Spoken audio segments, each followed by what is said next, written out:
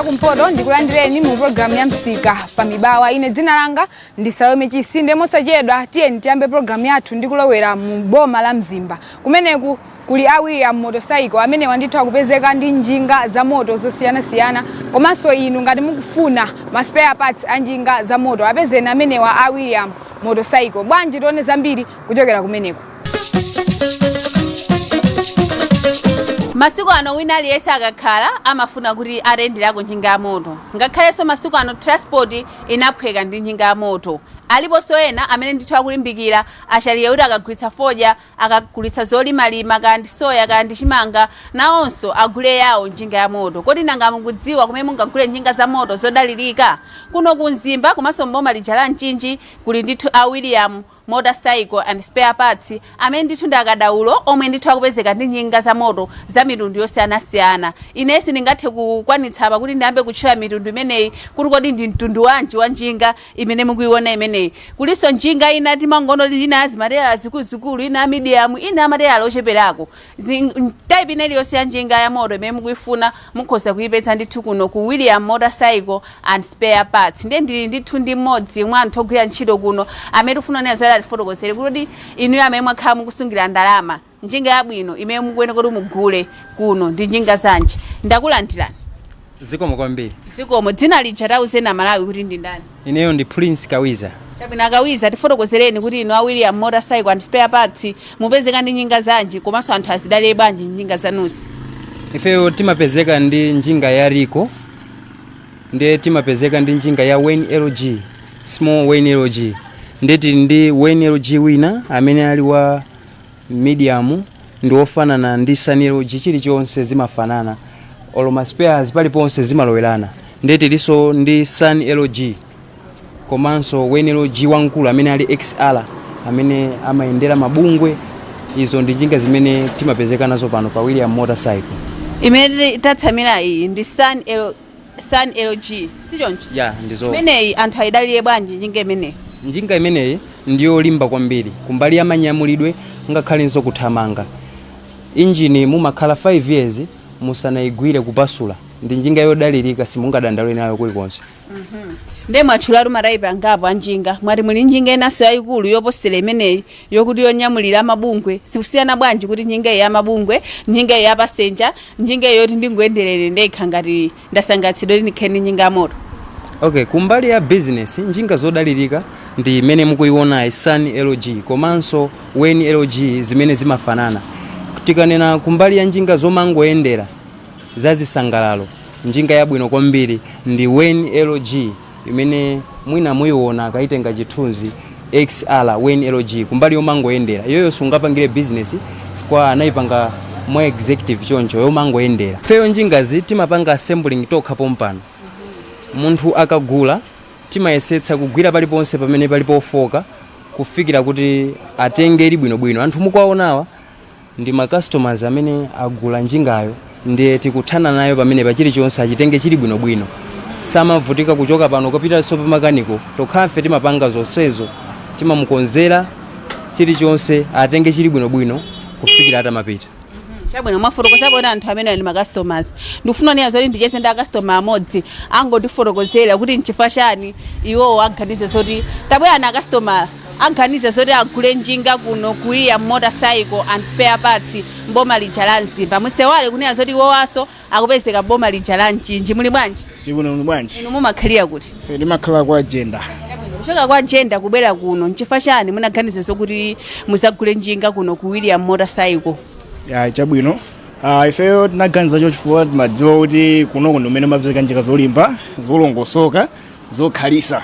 Komanso nangasi mukuonanso mayendedwe amavuta nthawi zina kumuzi, mayendedwe amavuta magamoto mwina amasowa. Nthawi zina timakhandika mpata kuti mwina tikayenda pa njinga timakafika mwachangu kumene tudani tikupitako. Ndithu komano tinene mosimikiza njingazi ndi zabwino kwambiri chifukwa choti ineyo akakhala kanambala 2 kugula njingazi. Yoyamba ina ili bwinobwino ndi bwinobwino sina masuse pena paliponse. I just smart. Maipangira business? No, nimangoyendera kumapita nayo ntchito kumabweranso nayo ndithu. moda papa ndabwera ndi madala kuti nawonso yawo ndiwatengere tizipita umodzi. Chabwino ndi anthu mukwauza zotani amene akuchedwa kuyamba kupita kwina osadziwa zoti ano ali ndi njinga zodalirika. Chabwino kwa anthu amene mwina akutionera panopa ningokuwuzani kuti ino ngati mufuna njinga za moto ngati mongati imene afotokozera ene akugwira ntchito kuno muzazipeza kuno zolongosoka zolimbaso zokhalisa ndithu musachedwe ngati mwayipeza ndalama tabwerani musatenge njingano kuno yolongosoka yolimbaso yoti ikaukhale nthawi yaitali kwambiri. Niyo njinga ijadi inalimbadi ndaona amene mwafotokozera umboni uposeso pamene afotokozera tabwera ndithu a Prince ndifuna nena zoti tingomaliza powauza anthu zokhuza ndi ma spare parts anjinga nthawi yathu yati. Ifeyo timapezekaso ndi ma spares. Mukafuna spare iliyonse imapezeka kuno ku William Motorcycle. Njinga mukaigula ngati china chake chaonongeka kunjingako tipenzeni. Tizakuthandizani moyenera. Tathokoza kwambiri. Ziko. Amene wandithu ndi a William Motorcycle amene akupezeka kuno kunzimba komanso mboma lija la Mchinji. Iniyo ngati mufuna kumva zambiri zokhuzana ndithu ndi ma services awo amene amayendera komanso ngati kuti type ya njinga imene mukufuna mukhoza ndithu kwayimbira pa namba imene pa screen panopo. Kuchokera mboma la Mzimba tipitirire ndi program yathu ndi kulowera muno mu mzinda wa Mzuzu. Tiyang'ane kumeneku ku The Northern Hospitality amene wandithu ndi akadaulo posula anthu amene akufuna ndithu kudzakhala akaswiri pa nkhani zokopa alendo. Nde inu mukufuna kuphunzira katalini kapena mukufuna kuphunzira zambiri zokopa alendo apezeni amenewa a The Northern Hospitality. Bwanji tione zambiri kuchokera kumeneku ku The Northern Hospitality. Ife nda The Northern Hospitality ndi consultancy imene ikupezeka ku chigawo cha kumpoto tikupezekera kwambiri mu mzinda wa Mzuzu. Ifeyo ndakadaulo mu tourism komanso hospitality management. Ndi mu tourism and hospitality management timapanga ma activities osiyana-siyana.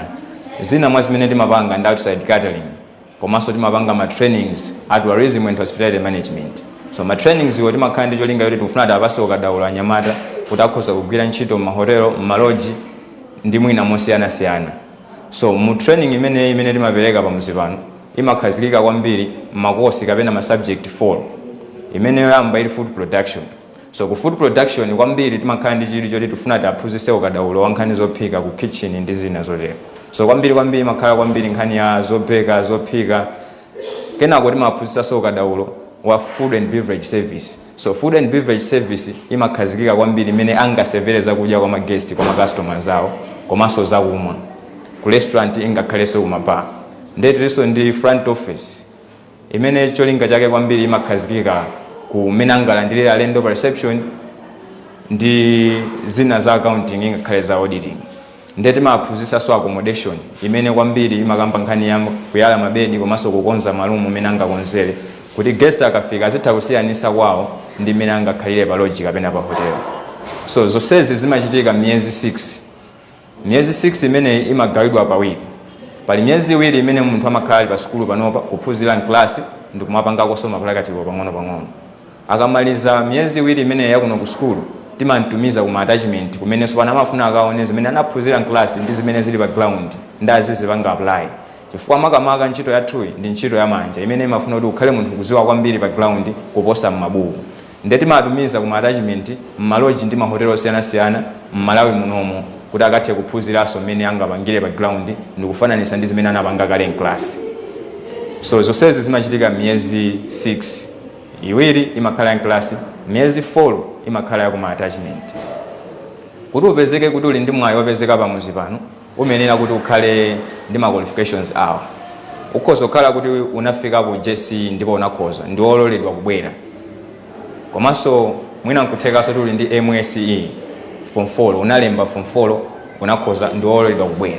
Ndeonse amene ndi JC amene ndi MSE amene angokhala alibe mwayi oti akhoza kupitiza maphunziro awo yankho lawo ndi The Northern Hospitality mu mzinda wa Mzuzu. Mukhoza kubwera ndipo muzathandizidwa. Chachikulu kwambiri ndicho kuti ndikufuna ndikusimikizireniso kuti Northern Hospitality ndi imodzi mwa akadaulo amene amapereka maphunziro awo kadaulo kwambiri ndaziphunzisawo amene ali odziwa ntchito yawo komanso ndakaswiri kwambiri mu tourism and hospitality. Koma zonsezi zimachitikaso pa mtengo waung'ono kwambiri. Timangofuna kuti pa miyezi imene umakhala yonse 6 miyezi iwiri yakunoko ndi yaku attachment umangolipira 200,000. So muzapemphedwa kuti mulipire 200,000 ngati school fees kapena kuti tuition fee. Ukalipira imeneyo makhala zoti ndoti wamaliza program yonse kudikirira certificate. Komano kuti upange register, timafunanso kuti tusungire malo kuti upange register, umalipiraso fee ya 10,000 kwacha. Imene timati registration fee. Komanso tili ndi ma hostel athu amene anthu ena ali akutali, mwina ku Blantyre ku Chikwawa amabwera ndithu timakasunga malo ngati ameneyo. Then niyo msadere nkhawa kuti kuno ndi kumpoto niyo muli ku Chikwawa. Ndinolandiridwa mukhoza kubwera ma hostel alipo amene munthu mangopereka 25,000 kukhala kwake miyezi yonse iwiri imene angakhale pano azangopereka 25,000. Accommodation ilipo ma hostel athu. Ma hostel amakhala safe boarding kutanthauza kuti ndoti zonse amakhala kuzipangira okhankhani ya zakudya. Okay, mwinaso ena nkumafunsa kuti kodi skulu yanu ndi yovomerezeka. Ifeyo at the Northern Hospitality ndi skulu imodzi imene inavomerezedwa. Pakali panopa ikugwira ntchito limodzi ndi azathu activate. So ndi skulu imene ili under activate pakali panopa. And skulu imene maphunziro ako kamaliza umapasidwa certificate. Certificate imene umapasidwa certificate ya food production ya activate. Komanso umazalandiraso certificate ya ifeyo as a school ya Northern Hospitality. Ndi ma certificate awiri amene akamagwira ntchito mothandizana. Mongonjezeraso pamene popo ana athu akamaliza school timafuna tizaona kunjaku wako akusangalala akugwira ntchito akupanga ma business osiyana-siyana. So timapasabe mwayi kapena ena amati mwina malinki a ntchito. So timapanga connect ndi azathu osiyana-siyana maloji ndi mahotelo amene akufuna anyamata kuti akugwire ntchito kuti apeze mwayi wa ntchito. Ndi mukabwera kunoko simuzavutikaso kuti mulowera kuti mulipeze ife Northern Hospitality mu mzinda wa Nzuzu. Timapezeka tikamapita msewu M1 msewu wa Lilongwe tikachoka palanda about pa Shoprite ndikumalowera M1 msewu wa Lilongwe timafika pa malobotsa pa National Bank kapena tikangodusa Reserve Bank of Malawi imene ili mu Nzuzu. Tikadusa Reserve Bank of Malawi pali turn off imene imalowera ku left, tikangokhota pa left pa pali malobotsi amene amalowera sonse wopita ku National Bank. Kungokhota building yoyamba mpanda oyambirira amene timawopeza ku left kwathu umene unayandikizana ndi mpanda wa National Bank kwina koso unapanga malire ndi mpanda wa Reserve Bank. Mmene momo ndi mmene ife timapezeka Northern Hospitality. Ndi mukhoza kutipeza kudzeraso manambala athu amene akuperekedwa pasipo. Ziko mwana.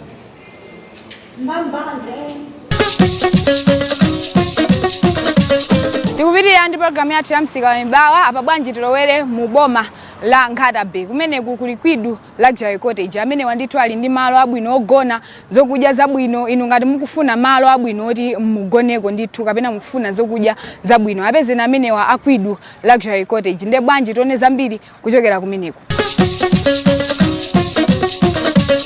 Malo ake ndithu ndi ku Kwidu Luxury Cottage imene kupezeka ndithu kuno ku Chintheche mboma lija la Nkhata Bay kumene ndithu mukazabwera kuno kufuna kusambira kandi mu swimming pool kugona upangira ma conference muzadya zakudya zabwino zakudya zonunkhira zakudya zopatsa chikoka ngati mmene mukuzionerazi. Zimenezi ndithu ndi zina mwa zakudya zimene zikuphikidwa kuno ku Kwidu Luxury Cottage. Ndi malo okongola zedi kwa nonse amene simnambe kwaonako malo amenewa ndi okongola zedi. Ashefu ake ndi amene wawa. Muli bwanji? Natu ndili bwino kaino. Ndi bwino tifotokozeni kuti chisisi chanu chagona pati kuti muzipezeka zokuti inuyo mukuphika zakudya zabwino chonchi. Chisisi changa chinchonena kuti pamene customer wabwera ndimayesesa kuti nakuti ndisiyanise ndi malo amene tayandikana nawo kuti athu akhale malo amozi opambana komanso akhale malo amozi onena kuti aliyesa akabwera aziziona kuti ndafika pamalo pamene pamakhala zokudya zokoma. Ndonena kuti panopa ndimapanga zambiri. Ndimapanga pizza, ndimapanga ma beef burger, ndimapanga chicken burgers, ndimapanga samosa, ndimapanga ma spring rolls, ndimapanga zosiyana-siyana.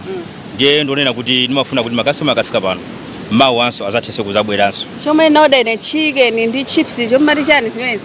Imene jayo ndi Portuguese chicken. Imene takupangirani. Ndonena kuti chite kukonse kuno nkuku mmiru ngati mmene ndapanga ija kuno kwambiri samapanga. Ndi chisisi cha ine chonena kuti anthu ngati niyo mukabwera ma customers kuti mukachiona chakudya chimenechi chacho mawanso muzathese kuzabwera. Basi musoluyeso chisisi pitani mungamalize kugwira ntchito yanu. Ndi chef nda? Ine ndine Mr.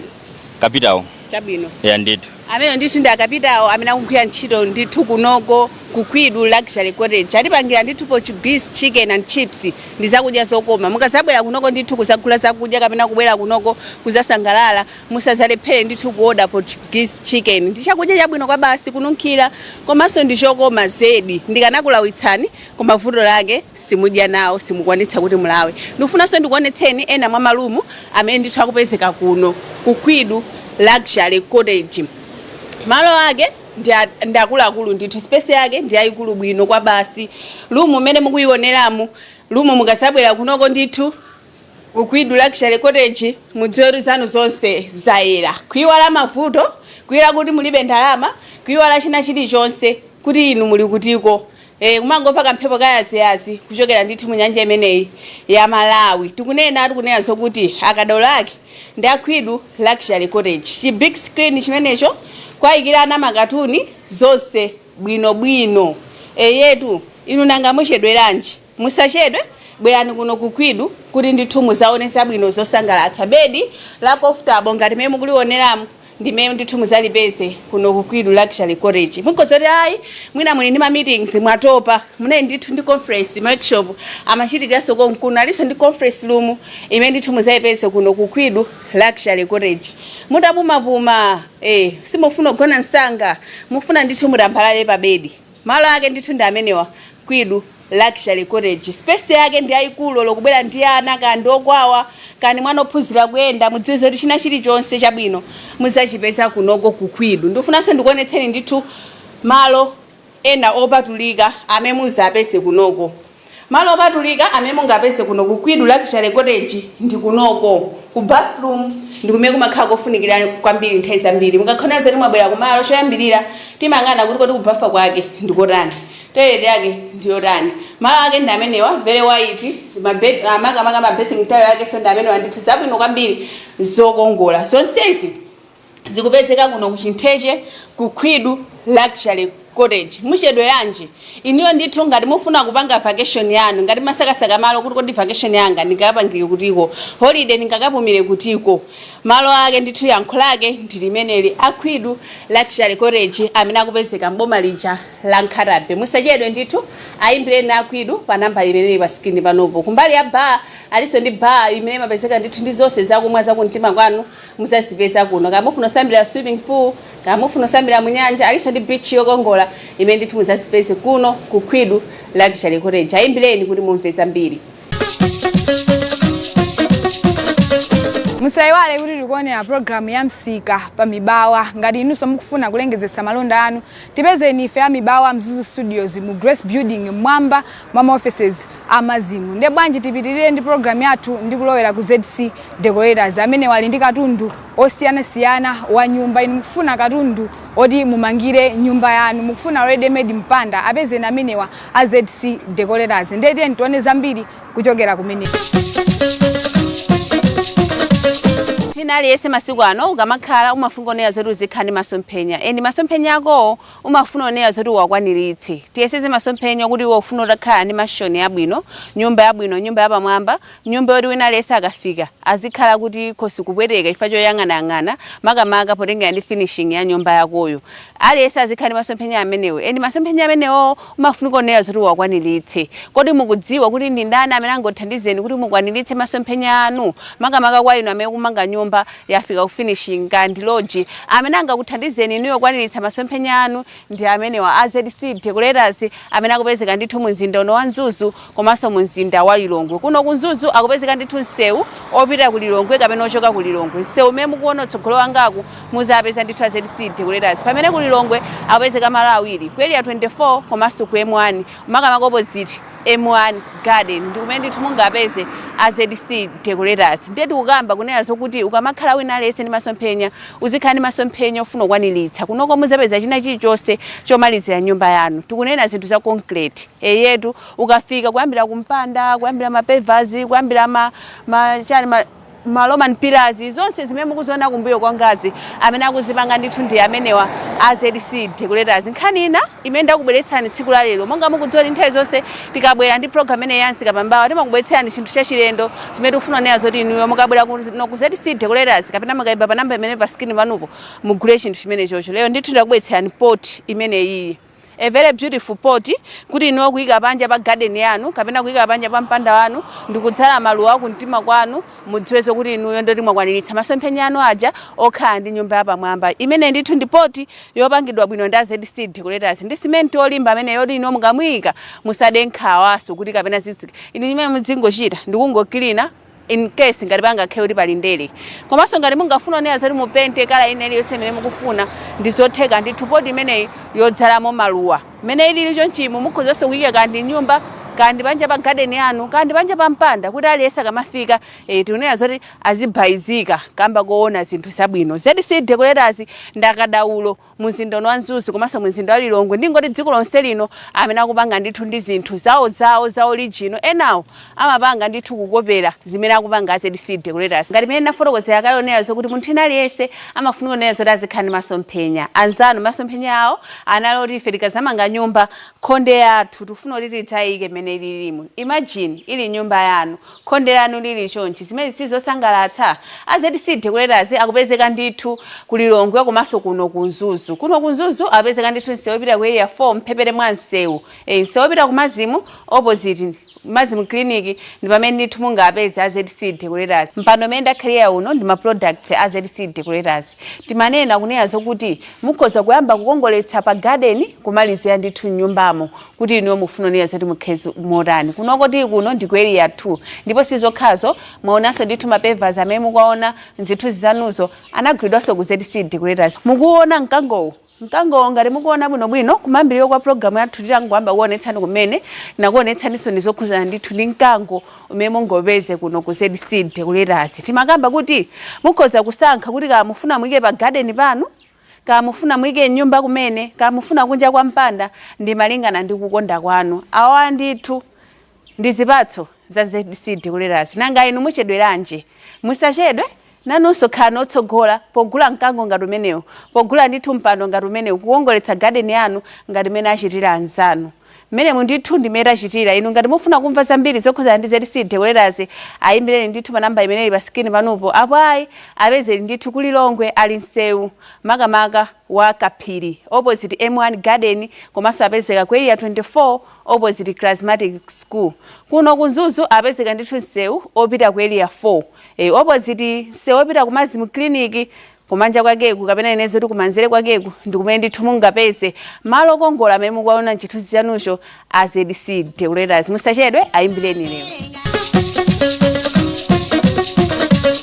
Timalize program yathu ya msika mebawa ndikulowera ku Hanifa Auto Parts amene wakupezeka mu mzinda wa Blantyre ndipo akupezeka ndi ma spare parts osiyana-siyana agalimotonso za mtundu osiyana-siyana. Ndiye bwanji tione zambiri kuchokera kumeneku ku Hanifa Auto Parts. Kamene yansika pambawa pano ndithu akutengerani mzinda wa Blantyre kumene ndithu akubetserani a Hanifa Auto Parts and General Surprise amene akupezeka ndithu mkatikati mwa tauni opposite Escom House imene napsa komanso tikapita kulimbi iwowa tikangodutsa pa Annex kungotsetseka musi pang'ono tipeza ndithu makamaka shop imeneyi ya Hanifa Auto Parts and General Surprise. Iwowa ndithu ndakadaulo amene amapezeka ndi ma spare parts agalimoto a mtundu uliwonse a original all the way from South Africa. Ino mungakhale mufuna ma spare parts yake amakhala ndithu ochokera mdziko lija la South Africa. Kaya mukufuna onera zokuti ino akodeleni spare part yomwe mukufuna kuti mwina mwasakasaka Malawi muno koma simukuyipeza ino mukalankhulana nawo pa namba imene ili pa screen panopo iwowa ndithu amatha kukuoderani spare part yomwe mukufunayo. Inu ikabwera kena kudzapereka ndalama zonse nkutheka. Anzanu akuchitira umboni kunena zoti watazungulira koma atagula ma spare parts ku Hanifa Auto Parts galimoto yawo nkuyikira idayenda pompo. Ndiye mwina mukhoza mafuna udziwa kuti kodi a Hanifa Auto Parts akupezeka ndi ma spare parts yake amagalimoto ake ati. Ndili pano kufotokozerani mtundu wa galimoto umene ndithu mungakapeze ma spare parts yake ku Hanifa Auto Parts and General Surprise. Tikunena zokuti iwowa ma spare parts yawo amachokera ku South Africa. Iwowo ndithu amakatenga kukampani kwenikweniko kumene ndithu akupanga ma spare parts amenewa ndikubwera kusakugulitsani. Sonyezo zokuti ma spare parts yawo amakhala a original. Tikamba nkhani ngati galimoto ya mtundu wa Toyota wina uliwonse mtundu ina iliyonse galimoto ina iliyonse ya Toyota ene Toyota car mukapeza ndithu ma spare parts kumene ku Hanifa Auto Parts. Mazda ina iliyonse mukapeza ndithu ma spare parts yake kumene ku Honda, Ford Ranger, Subaru Impreza, Nissan, Isuzu, Mahindra kumene kundithu mukapeza ndithu ma spare parts ya mtundu wa galimoto meyenda chulawa onse original from South Africa. Ndiye magalimoto amene ndatchulawa iwo ndithu amapezeka so ma spare parts yake ndikuwuzani kuti kodi ma spare parts yake ati amene mungapeze. Nkhani inanso yosangalatsa ndiyoti a Hanifa Auto Parts ambopezeka ndithu ndi ma spare parts a Korean cars. Tikunena kuti zipangizo zonse ngati ma suspension ndi zina zotero mukazipeza ku Hanifa Auto Parts and General Surprise. Magalimoto onse amene tanenawa Hanifa Auto Parts and General Surprise akusungira ndithu ma spare parts yake ngati ma ball joints, ma diode end, ma shocks, ma pressure plates, ma clutch plates, ma air cleaner, ma clutch cylinder, ma brake cylinder, ma track rod, ma idle arms ndi zina zambiri zokhuzana ndi injini mukazipeza ndithu ku Hanifa Auto Parts and General Surprise. Tikunena zokuti iwowa ndakadaulo amene ndithu akupezeka ndi katundu wabwino wa original kuchokera mdziko lija la South Africa. Inu ayimbireni ndithu pa namba imene pa screen panupo kuti mumve zambiri ndi kukambanso nayo zokuti ngati mwasakasaka spare parts ndipo simukuyipeza mdziko munomo iwowa amatha kuoderani kuchokera South Africa. Olo amatha kunyamuka kupita ndikukagulirani ndithu ku shop kumene amagulitsa ndithu ma spare parts amene wawa. Iwowa ndithu akupezekanso ndi ma spare parts a Hyundai cars, komanso Kia Sportage, Hyundai Tucson, Santa Fe, Kia Rio, komanso Kia Sorento mukazipeza ndithu ku Hanifa Auto Parts and General Surprise. Muchedweranji ayimbireni ndithu pa namba imene pa screen panupo kapena apezeni mu mzinda wa Blantyre mkatikati mwa town opposite Eskom building imene yachaija. Maso mukapita kulimbi mukangodutsa pa annex kungotsetseka pang'ono mupeza ndithu a Hanifa Auto Parts and General Surprise. Ayimbireni lero simusakhumudwa. Mene monso ndi mene damayizira program yathu ya Msika Pamibawa. Inunso ngati muli ndi malonda osiyanasiyana abweretseni malonda anu kuti tizalengezese pano pa program ya Msika Pamibawa. Ine dzina langa ndi Salome Chisindi, muthokoze nzanga Jik Ganizani amene anali pa kamera.